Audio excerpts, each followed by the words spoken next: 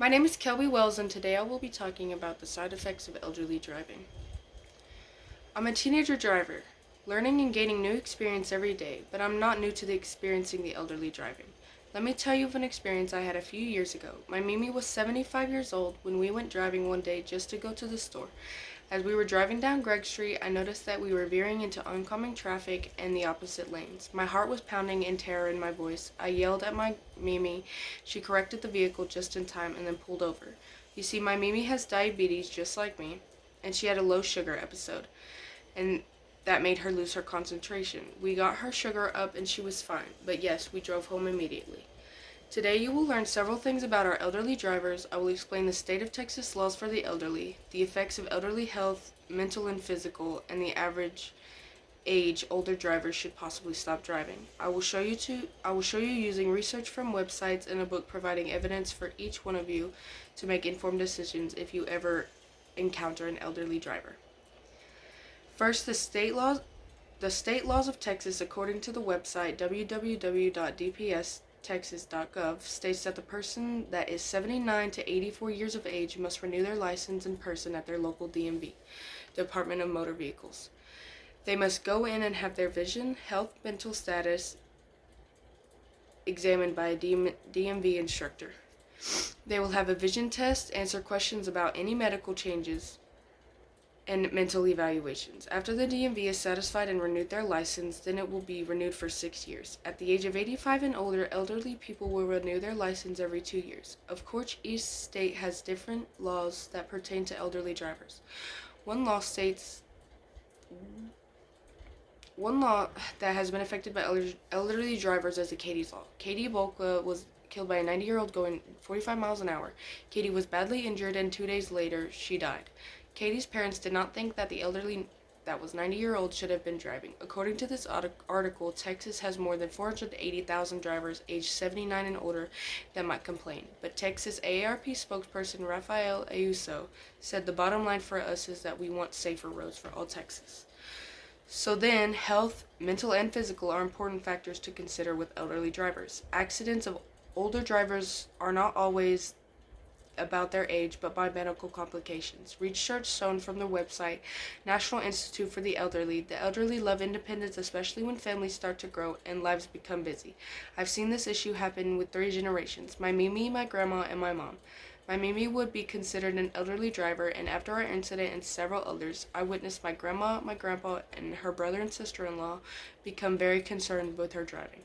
The DMV based license renewal on elderly health and mental abilities. The elderly need to be aware of medical changes and how that would affect their driving.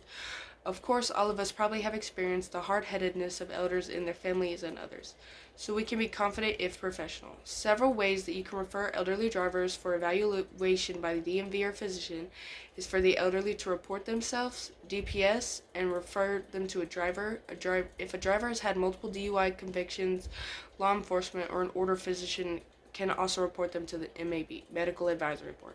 The Medical Advisory Board investigates conditions that could affect the ability of an elderly to drive. The CDC says in 2020, 7,500 older adults were killed in traffic crashes and almost 200,000 treated in the ER.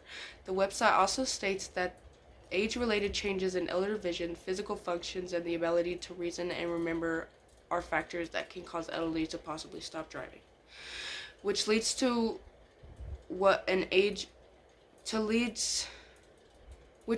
at what age an elderly adult should stop driving. In the book by Elizabeth Dung, PhD, titled The Driving Dilemma, she explains when it becomes apparent that your family or friend or older driver needs to stop driving for the safety of others, how to approach the plan and have the conversation with them.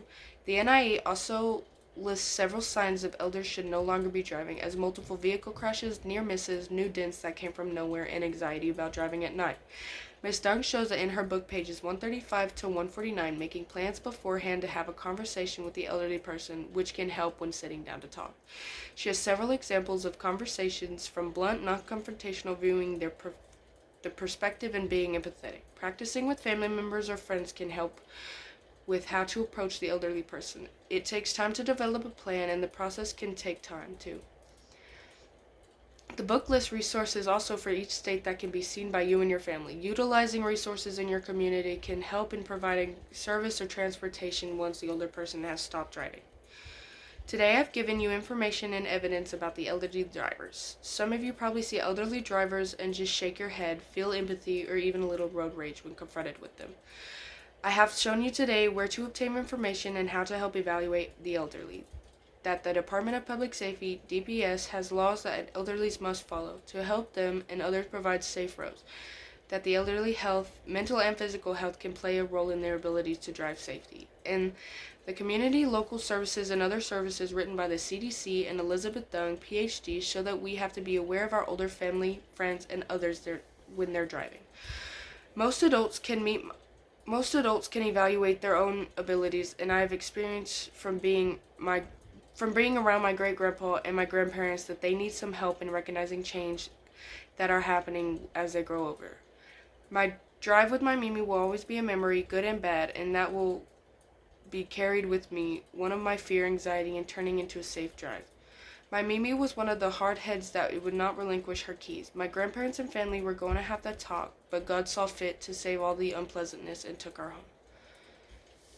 Thank you so much for listening.